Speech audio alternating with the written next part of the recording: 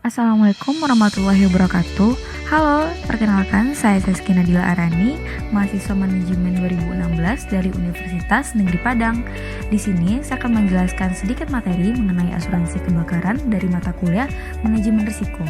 Nah, langsung saja kita masuk ke materi yang pertama. Pengertian asuransi kebakaran sendiri yaitu asuransi yang menjamin kerugian atau kerusakan pada harta benda atau kepentingan yang secara langsung disebabkan oleh kebakaran, petir, ledakan, dan kejatuhan pesawat. Nah, dengan demikian, objek pertanggungan dari asuransi kebakaran prinsipnya adalah harta benda dan atau kepentingan yang tertimpa atau kerusakan sebagai akibat langsung dari suatu kebakaran yang disebabkan oleh sambaran petir, ledakan, kejatuhan pesawat terbang, asap, dan karena kecelakaan yang tidak disengaja. Materi yang pertama yaitu macam-macam atau jenis-jenis kerugian akibat kebakaran. Yang pertama yaitu kerugian akibat kebakaran. Nah, kerugian akibat kebakaran sendiri yaitu kerugian yang akan ditanggung akibat dari kebakaran yang terjadi karena kekurang kehati-hatian yang tidak dikecualikan termasuk di dalamnya seperti akibat menjalarnya api yang timbul sendiri, hubungan pendek ke arus listrik, atau karena sifat barang itu sendiri. Dan yang kedua, kebakaran yang terjadi akibat benda lain yang berdekatan. Nah, kerugian yang kedua yaitu kerusakan akibat petir. Kerusakan akibat petir sendiri merupakan kerugian yang ditanggung secara langsung disebabkan oleh petir, termasuk di dalamnya kerugian karena kebakaran yang terjadi akibat petir yang menimpa mesin-mesin, peralatan listrik, atau elektronik dan instalasi listrik yang diasuransikan. Yang ketiga, kerusakan karena ledakan. Ledakan sendiri merupakan di mana setiap pelepasan tenaga secara tiba-tiba yang disebabkan oleh mengembangnya gas atau uap. Meledaknya suatu bejana atau ketel, uap pipa, dan sebagainya dapat dianggap sebagai ledakan jika dinding bejana itu robek dan terbuka sedemikian rupa, sehingga terjadi tekanan tiba-tiba di dalam maupun di luar bejana. Jika ledakan itu terjadi di dalam bejana yang terjadi dari reaksi kimia, maka setiap kerugian pada bejana tersebut dapat diberikan ganti rugi, sekalipun dinding bejana tidak robek terbuka. Nah, dengan demikian, kerugian pada mesin pembakar yang diakibatkan oleh ledakan di dalam ruangan pembakar atau pada bagian tombol saklar listrik akibat timbulnya tekanan gas tidak bisa dijamin. Lalu, apabila harta benda yang terkena ledakan tersebut sudah diasuransikan dalam jenis asuransi lain yang khusus untuk itu, maka kerugian akibat ledakan tersebut bukan menjadi tanggung jawab penanggung asuransi kebakaran lagi. Yang keempat, kerugian akibat kejatuhan pesawat terbang. Kerugian atau kerusakan yang timbul akibat benturan fisik antara pesawat terbang atau segala sesuatu dari pesawat terbang dengan harta benda atau kepentingan yang dipertanggungkan atau dengan bangunan yang berisikan harta benda dan kepentingan yang dipertanggungkan. Nah, dengan demikian harta benda yang dipertanggungkan yang sedang disimpan di dalam gudang ikut rusak akibat rusaknya gudang karena tertimpa pesawat terbang yang jatuh atau benda dari pesawat terbang tetap mendapatkan ganti rugi. Yang kelima, kerugian karena asap. Kerugian karena asap adalah kerugian yang harta benda atau kepentingan yang timbul akibat asap yang berasal dari kebakaran harta benda yang dipertanggungkan. Bagian dari harta benda yang tidak terbakar tetapi rusak akibat asap dari kebakaran tersebut tetap akan mendapatkan ganti rugi, termasuk sebagai kerugian yang dijamin melalui asuransi kebakaran. Contoh di sini adalah benang yang disimpan di dalam gudang dan diasuransikan terhadap kebakaran sebagian, tetapi sebagian yang lain tidak terbakar juga tidak dapat dipergunakan lagi akibat terkena asap dari kebakaran tersebut.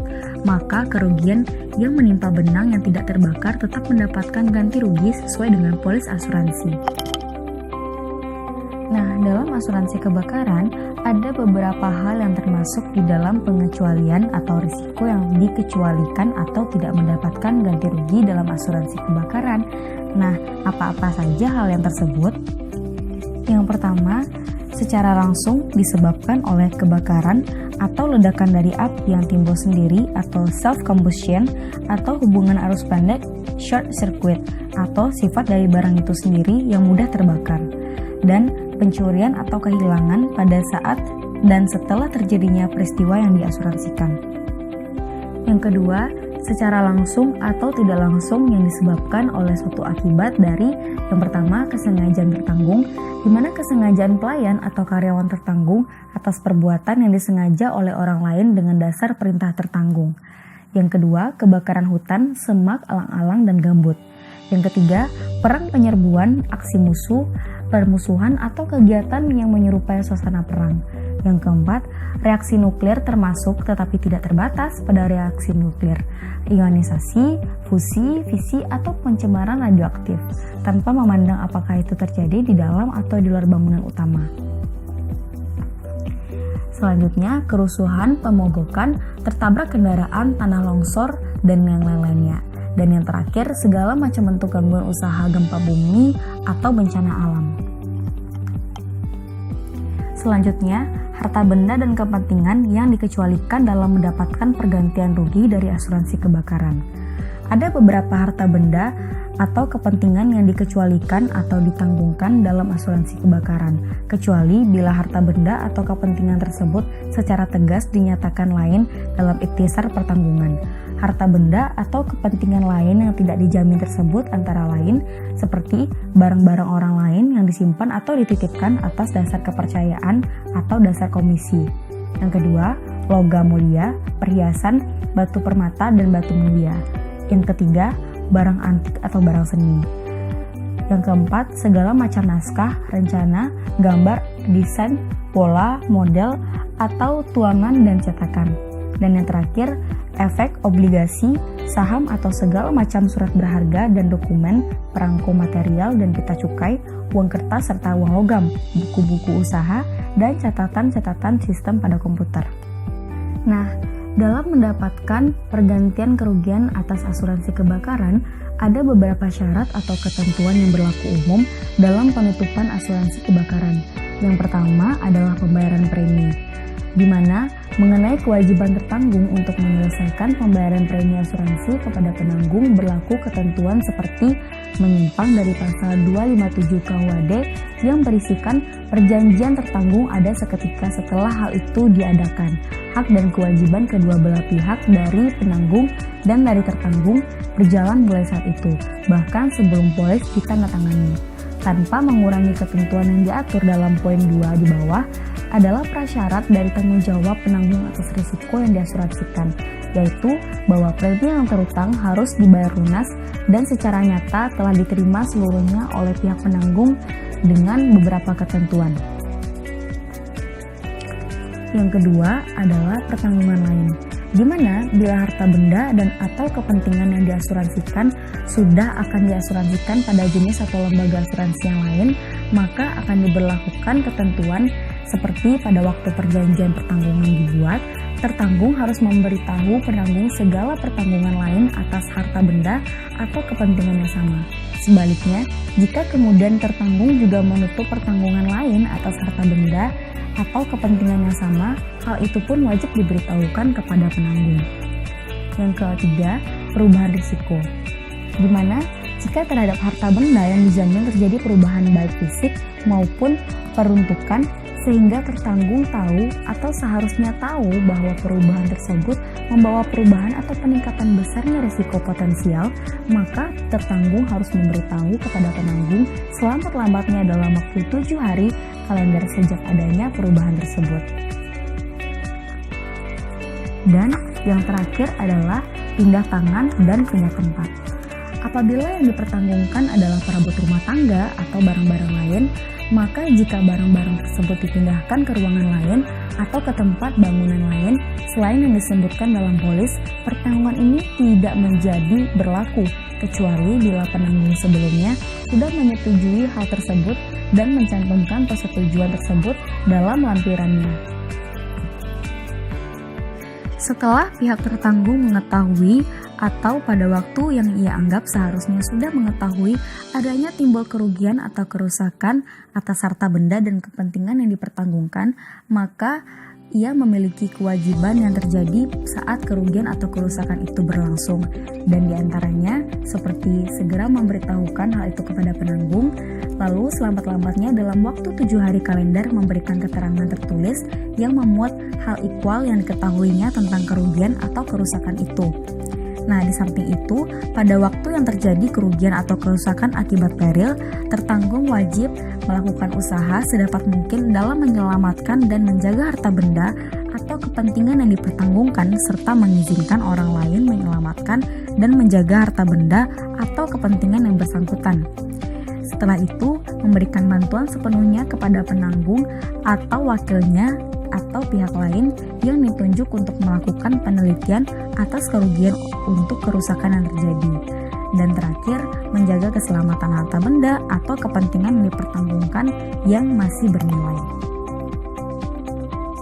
Dalam menuntut ganti rugi berdasarkan pertanggungan, maka pihak tertanggung harus menyiapkan laporan kerugian yang berisikan mengenai laporan rinci dan selengkap mungkin tentang hal-hal ikhwat yang menurut pengetahuannya menyebabkan kerugian atau kerusakan tersebut. Dan setelah itu barulah dilakukan perhitungan ganti rugi, di mana cara menghitung besarnya kerugian dilakukan dengan membandingkan harga sesaat sebelum dan dengan sesaat setelah terjadinya kerugian atau kerusakan dan kemungkinan diambil rata-ratanya. Apabila yang terkena kerugian atau kerusakan tersebut adalah barang bergerak, maka pihak tertanggung wajib dalam waktu 14 hari terjadinya kerugian atau kerusakan tersebut bisa memberikan daftar pemberitahuan nama barang dan tafsiran harga, daftar khusus berisi penilaian tentang segala sesuatu yang ada pada saat sebelum terjadinya kerugian, dan buku-buku, catatan administrasi, dan surat terkait jika dikehendaki oleh pihak penanggung.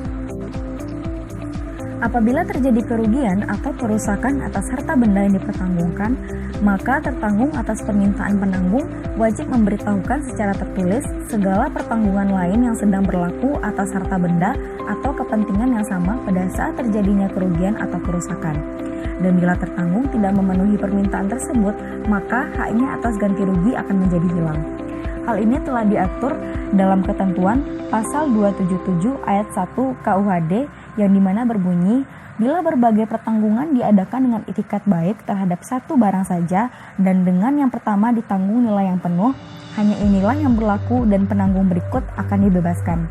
Di mana ketika terjadi kerugian atau kerusakan atas harta benda atau kepentingan yang sudah dijaminkan pula oleh satu atau lebih pertanggungan yang lain, jumlah itu lebih berharga dari harta benda atau kepentingan yang dimaksud. Lalu, jumlah nilai yang telah dipertanggungkan dengan polis yang dimaksud dianggap berkurang menurut perbandingan antara jumlah segala pertanggungan dengan harga yang dipertanggungkan, tetapi premi tidak dikurangi atau dikembalikan. Klausula kewajiban tertanggung atau yang lebih dikenal dengan istilah prasyarat yang berlaku dengan ketentuan-ketentuan dalam asuransi kebakaran yang telah ditutup. Klausula kewajiban tertanggung sendiri mencakup atas dua hal.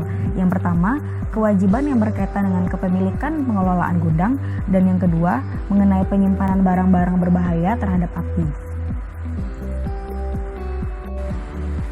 Dalam asuransi kebakaran terdapat istilah endorsement, di mana endorsement ini terbagi atas menjadi dua. Yang pertama, endorsement kerusuhan, yaitu adalah perluasan terhadap risiko yang dapat dijamin, yaitu risiko yang timbul sebagai akibat terjadinya kerusuhan yang selama ini dikategorikan sebagai risiko yang dikecualikan, dan kemudian lebih dikenal dengan istilah klausula 41A, di mana apabila tertanggung menghendaki atau menyetujui endorsement ini, maka endorsement menjadi melekat dan merupakan bagian yang tidak terpisahkan dari polis atau pertanggungan standar yang dibuat. Yang kedua, endorsement huru-hara, di mana endorsement huru-hara sendiri merupakan perluasan jaminan yang mencakup risiko yang timbul karena terjadinya huru-hara yang dalam pertanggungan yang standar termasuk dalam risiko yang dikecualikan atau tidak dijamin. Perluasan jaminan yang terdapat dalam endorsement huru-hara tersebut meliputi kerusuhan, permonggokan kerja, penghalangan kerja, perbuatan jahat, terorisme, sabotase, huru-hara, pembangkitan rakyat, revolusi, makar, pencegahan, dan kerugian. Penanggung dapat setiap saat membatalkan endorsement dengan cara mengirimkan pemberitahuan secara tertulis melalui surat tercatat, faksimili, telex atau telegram kepada tertanggung ke alamat yang terakhir diketahuinya.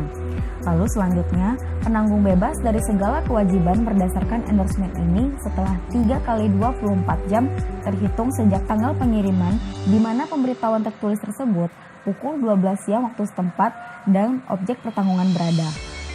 Karena pembatalan tersebut, maka penanggung wajib mengembalikan premi yang telah diterima untuk jangka waktu yang belum habis secara prorata. Nah, demikian sedikit materi mengenai asuransi kebakaran yang dapat saya sampaikan. Semoga ini bermanfaat bagi kalian ya. Terima kasih.